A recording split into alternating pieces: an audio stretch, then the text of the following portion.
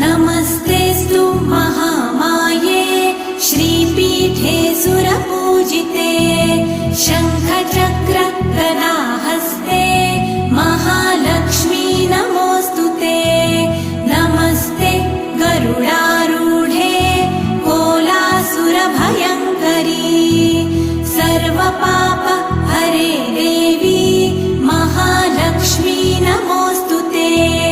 महादेव्यै च विद्महे विष्णुपत्न्यै च धीमहि तन्नो लक्ष्मी प्रचोदयात्।